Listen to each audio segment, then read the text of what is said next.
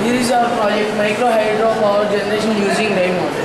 We know that our world is facing energy crisis, so there are a lot of demands for energy production. So we are looking for alternative sources of energy. Our product, micro hydro power generation using rainwater, is one of the alternative sources of energy. It contributes a bit to the alternative sources of energy. Here is Baba Sriyar Shah to explain you about our product. Generally, many of us use rainwater harvesting system, but they store that water. They use that for gardening and other purposes. We thought that how it will be if we produce electricity from this project. Generally, in rainy season, the rainwater is stored on the rooftops and is collected on the storage tank. The water traveling through this pipe has high kinetic energy.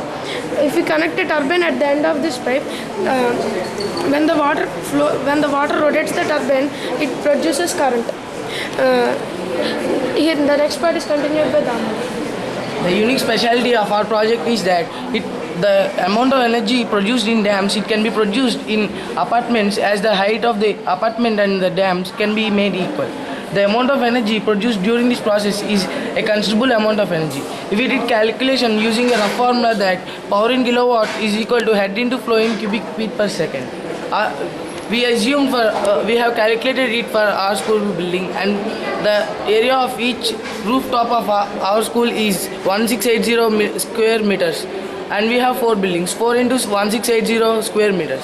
According to the graph, we made a research that from weather forecast website, we got October has minimum average of 17 days of rain. We assume that it rains 10 hours per day. The precipitation level of 230.2 mm is made by the weather forecast website, and the flow rate can be calculated according to this formula. The conversion rate into cubic feet is made by the formula given in Amruta Varshini book, which is published in Karnataka. Then the total power generated can be calculated by the formula power in kilowatt is equal to head into flow in cubic feet per second.